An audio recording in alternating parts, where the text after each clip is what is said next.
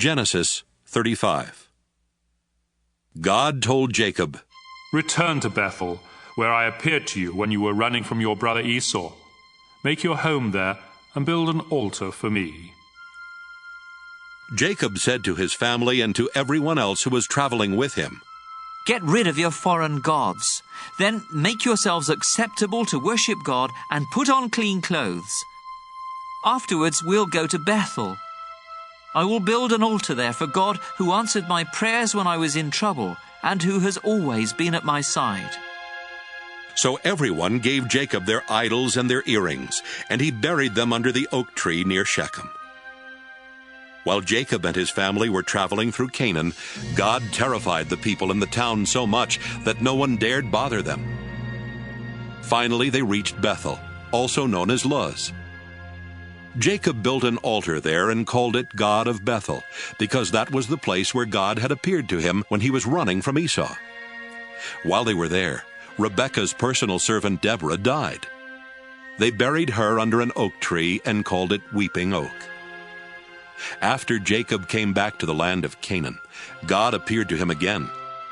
This time he gave Jacob a new name and blessed him by saying, "I am God all-powerful, and from now on your name will be Israel instead of Jacob. You will have many children. Your descendants will become nations, and some of the men in your family will even be kings. I will give you the land that I promised Abraham and Isaac, and it will belong to your family forever." After God had gone, Jacob set up a large rock so that he would remember what had happened there. Then he poured wine and olive oil on the rock to show that it was dedicated to God, and he named the place Bethel. Jacob and his family had left Bethel and were still a long way from Ephrath when the time came for Rachel's baby to be born. She was having a rough time, but the woman who was helping her said, "Don't worry, it's a boy." Rachel was at the point of death, and right before dying she said, "I'll name him Benoni." But Jacob called him Benjamin. Rachel was buried beside the road to Ephrath, which is also called Bethlehem. Jacob set up a tombstone over her grave, and it is still there.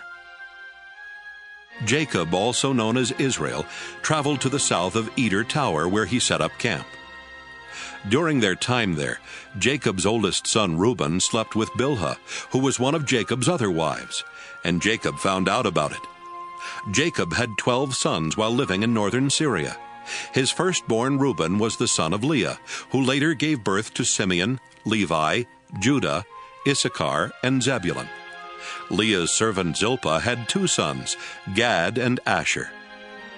Jacob and his wife Rachel had Joseph and Benjamin. Rachel's servant woman Bilhah had 2 more sons, Dan and Naphtali. Jacob went to his father Isaac at Hebron, also called Mamre or Kiriath Arba, where Isaac's father Abraham had lived as a foreigner. Isaac died at the ripe old age of 180. Then his sons Esau and Jacob buried him.